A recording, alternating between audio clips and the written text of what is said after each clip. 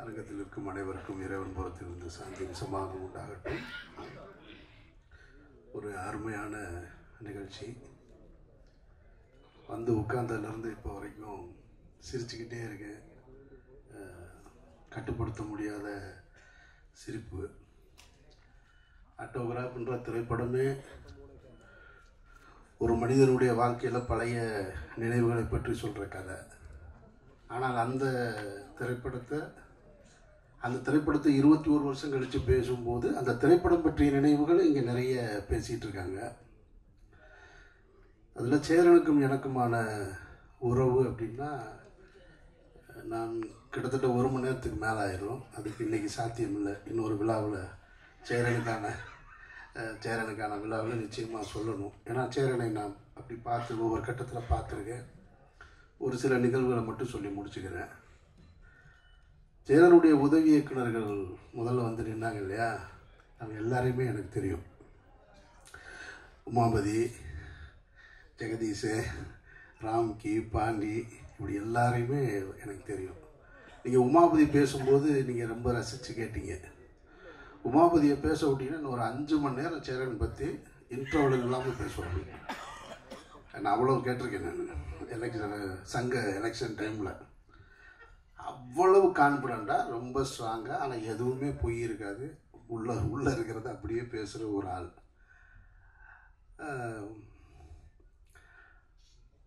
அவங்க எல்லாருமே வந்து சேரனை பற்றி நிறைய சொல்லும்போது, இவங்க நான் திரைக்கு வருவதற்கு முன்னால் ஒரு இயக்குனராக, ஒரு ஜெயிச்ச இயக்குனராக இருக்கார்.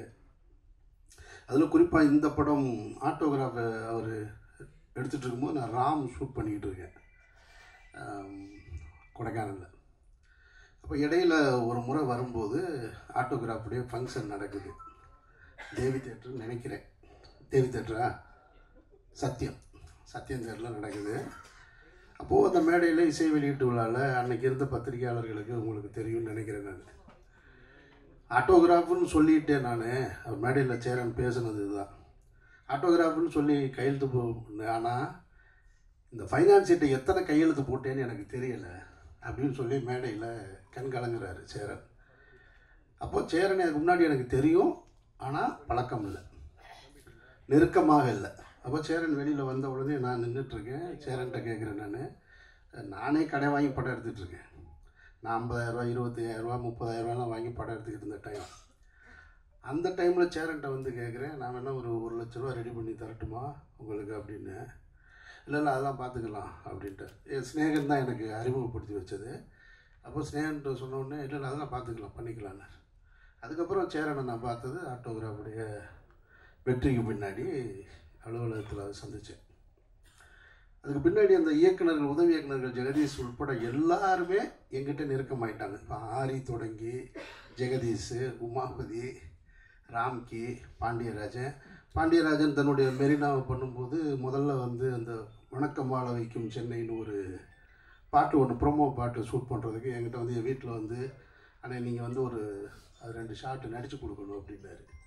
அப்புறம் வீட்டுக்கு பக்கத்தில் வந்து ஒரு ஆட்டோ எடுத்துகிட்டு அதை போய் எடுத்து அதை நடித்து கொடுத்துட்டு வந்தோம். இப்போ சேரனுக்கு என்னென்னா, அவருடைய உதவி இயக்குநர்கள் பூராமே என்னோட பழகிக்கிட்டே இருக்காங்க. அதில் கொஞ்சம் டென்ஷன் ஆவார் அவர். இந்த ஆரம்பிச்சிட்டாப்பில் பாருங்க உமாபதி, ஏன்னா அந்த கதை பூரா அவருக்கு தெரியும். ஸ்நேகனும் என்கிட்ட வந்துட்டாப்புல, ஆரியும் வந்துட்டாப்புல. அங்கே போனாலே என்ன பூரா அங்கே போயிட்டீங்க, என்ன அங்கே எல்லாருமே அங்கே இருக்கீங்க அப்படின்னு கேட்டுகிட்டே இருப்பார் சேரனு. அதில் பாதி உதவி இயக்குநர்கள் அவர் வெளியில் போனதுக்கு காரணம் வந்து, ஒவ்வொரு படத்தில் ஏதாவது ஒரு ஹீரோயினாக இருக்கும். நீ உடனே தப்பாக எடுத்துக்காங்க, ஏதாவது ஒரு பிரச்சனை இருக்கும். யார் கேட்டாலும் ஒரு கதை சொல்லிக்கிட்டே இருப்பாங்க. ராமன் தேடிய செய்தியில் ஜெகனுக்கு ஒரு கதை இருக்கும். அவன் சொல்லுவான் என்கிட்ட, அண்ணன் என்ன நடந்துச்சு தெரியுமா அப்படின்னு. என்ன எல்லா கதையும் இங்கே வந்து இறக்கி வச்சுட்டு போகிறீங்க. அவர் எப்போ பார்த்தாலும் என்னை கோச்சிக்கிடுவார். ஸ்நேகன் அங்கே போனால் என்ன அங்கே போய்ட்டு தான் இங்கே வர்றீங்களான்னு கேட்பாருன்னு. சேரன் பொதுவாக வந்து பெண்களை நல்லா பார்த்துப்பார். அது வந்து எந்த டவுட்டும் கிடையாது. நீங்கள் இப்போ கூட கவனிச்சிங்கன்னா ஸ்நேகா மேடத்துக்கு அவர் தான் தண்ணி பாட்டு எடுத்து திறந்து கொடுத்தார். ஐயோ, நீங்கள் நான் அடுத்து முடிச்சிடறேன். ஏன்னு சொல்கிறேன், இந்த குற்றச்சாட்டு அவர்கிட்ட, அவங்க உதவி இயக்குநர்கிட்ட இருந்துக்கிட்டே இருக்கும். ஆனால் நான் அதுக்கு காரணம் என்ன நினைக்கிறேன்னா, சேரன் நிறைய அக்கா தங்கச்சிகளோட அதிகம் பழகின ஒரு ஆள். அவர் வந்து நிறைய உறவுகள் வந்து அண்ணன் தம்பி அதிகம் கிடையாது, அவங்க வீட்டு உறவுகள் அக்கா தங்கச்சிகளோட அதிகம் பழகினது. அந்த உணர்வு எப்பயுமே சேரன்கிட்ட இருந்துக்கிட்டே இருக்கும். அது நான் சேரனோட பழகும்போது தான் என்னால் அதை புரிஞ்சுக்க முடிஞ்சது. அப்போ இவங்க எல்லாருமே வேற ஒன்று நினச்சிட்டாங்க அப்படின்னு. அதனால் ரொம்ப உன்னிப்பாக கவனித்து பார்த்துட்ருப்பார். இதுதான் சேரனுடைய மனநிலை. அதுக்கப்புறம் சேரனை பற்றி இந்த ஆட்டோகிராஃபு அதான் சொல்லலாம், எங்கே தொடங்கி எங்கே போகிறதுனே தெரியல, அவ்வளவு இருக்குது எனக்கும் சேரனுக்குமான உறவு. இந்த படம் பற்றின நினைவுகள் முடிச்சது நான். ஏன்னா எனக்கு ஒன்றும் புரியலை, எதையாவது ஒன்று சொல்லிடுவோமோன்னு ஒரு பதட்டமாக இருக்கு.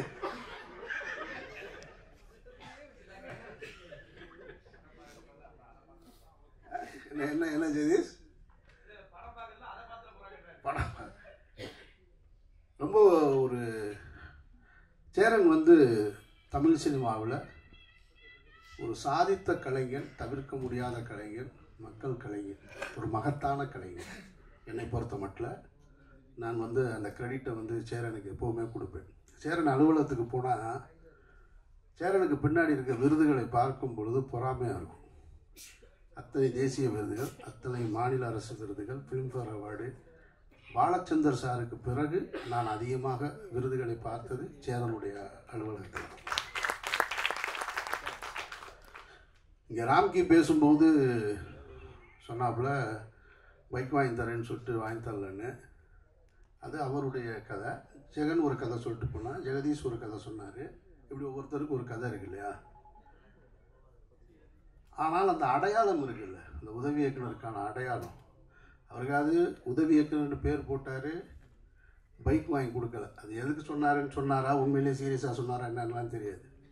ஆனால் நானெல்லாம் உதவி இயக்குனராக வேலை செய்யும்போது ஒரு படம் முழுக்க வேலை செஞ்சுட்டு அந்த படத்தில் பேரே இல்லை. அப்போ எப்படி இருந்திருக்குன்னு யோசிப்பாரு. பேரே இல்லை. அப்போ அப்படியே வேகம் இருக்குது. ஒரு படம் பூரா வேலை செஞ்சுருக்கோம், படம் முடிஞ்சு வந்து வேகமாக போய் தேட்டரில் போய் படம் முடியும் போது டைரக்டருக்கும் உதவி இயக்குனருக்கும் சண்டை வர்றது சகஜம் தானே.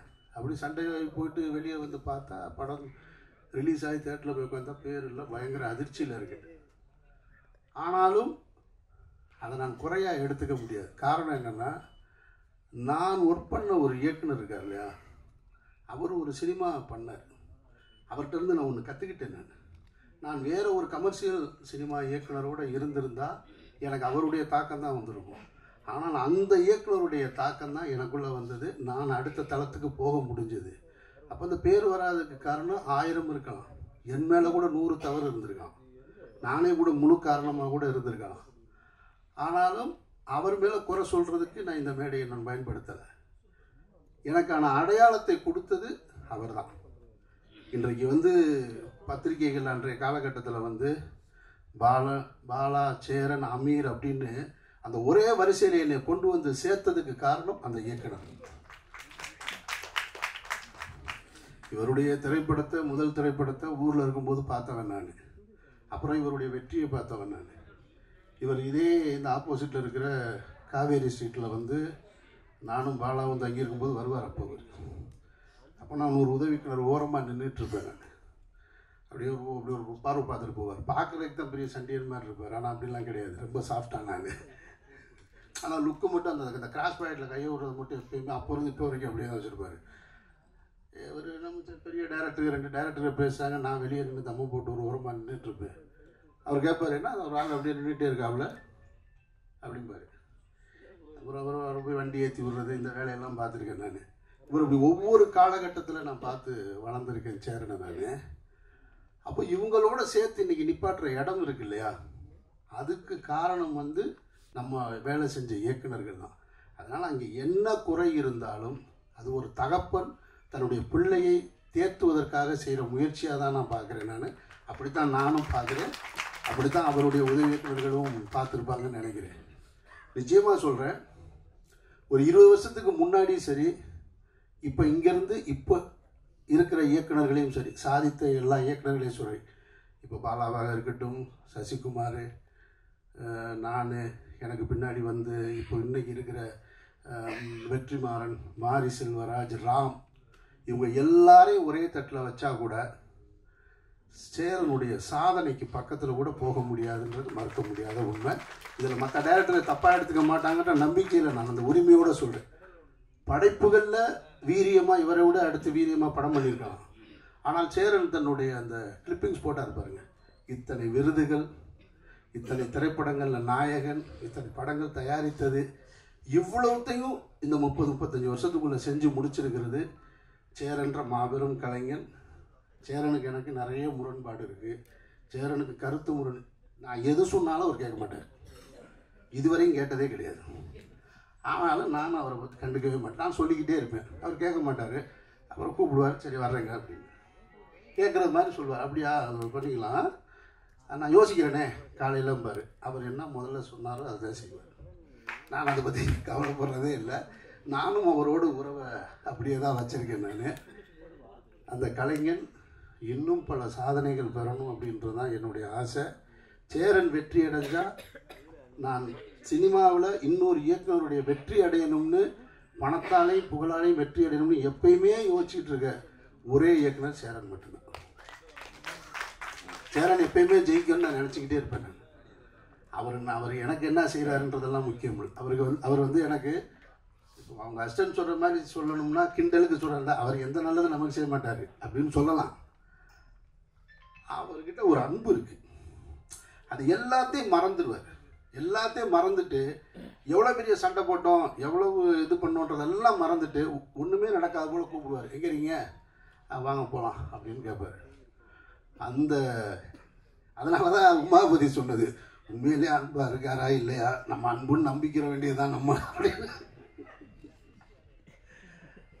ஆனால் ஒரு குழந்தை மாதிரி சேரன். நீங்கள் வந்து அவர் அண்ணன் சொன்னால் கோவம் வந்துடும் அவருக்கு, அதில் ரொம்ப முக்கியமானது. அதுக்காக நம்ம போனோடனே நம்மளை அண்ணன் பாரு, வாண்ணே அப்படிம்பாரு. சரிண்ணே நல்லா என்ன ஒன்று என்னைய பார்த்து அண்ணன்றீங்க அப்படிம்பாரு. அவர் இன்னமும் இளமையாக தன்னை மனசுக்குள்ளே வச்சுக்கிடுவார். அதுக்கான வேலைகள் செஞ்சுட்டே இருப்பார் அவர். வேறு என்ன சொல்கிறதுங்க உங்களை பற்றி, இந்த படத்தை பற்றி என்ன சொல்கிறது. இப்படி ஒரு படம் யாரும் எடுக்க முடியாது. இந்த படம் தான் இப்படி, இந்த படம் மாதிரி யாரும் ஒருத்தர் எடுக்கவே முடியாது. இப்போது பருத்தி வீரன் மாதிரி ஒரு படம் அல்லது வேறு படங்கள் இன்னொரு இயக்குனர் படத்தை நான் சொல்ல முடியுமான்னு தெரியல. அதுபோல் ஒரு படங்களை வாழ்வியலை எடுத்துடலாம். இந்த படம் எப்போ பார்த்தாலும் ஒருத்தருக்கு தன்னுடைய கடந்த காலத்தை நினைவுபடுத்திக்கிட்டே இருக்கும். அப்படி ஒரு படைப்பு அது. நான் மதுரை அபிராமி தேட்டரில் தான் இந்த படம் பார்த்தேன். ராம் ஷெட்யூல் முடிச்சுட்டு வந்து பார்த்தேன். நான் பார்த்துட்டு பிரமிச்சு போயிட்டேன். நான் இப்படி ஒரு படத்தை எப்படி எடுக்க முடியும். நீங்கள் உங்களுக்கு நினைவு இருக்குமான்னு தெரியல, இந்த படம் தான் இன்னொரு வருஷனாக பிரேமம்னு வந்தது. மலையாளத்தில் வந்த பிரேமம் பார்த்தீங்கன்னாக்கும் அது ஆட்டோகிராஃப் தான். அது இப்பவும் நீங்கள் இந்த படத்தை இப்போ இருக்கிற ஜென்சிக்கு தகுந்த மாதிரி மாற்றி எடுத்தால் ஒரு சில்வர் ஜூப்ளி படமாக மாறும். அவ்வளவு கண்டென்ட் உள்ள ஒரு படம். அதனால் இந்த படம் சேரனுக்கு மீண்டும் ஒரு மாபெரும் வெற்றி பொருளாதார ரீதியாக கொடுக்கணும். இந்த தலைமுறைக்கு சேரன் என்ற இயக்குனர் ஒரு மகத்தான கலைஞன் தமிழ் சினிமாவில் வாழ்ந்துக்கிட்டு இருக்கான் அப்படின்றத இந்த படம் கொண்டு போய் சேர்க்கணும் அப்படின்ற அந்த பிரார்த்தனையோடு விடைபெறுகிறேன். நன்றி.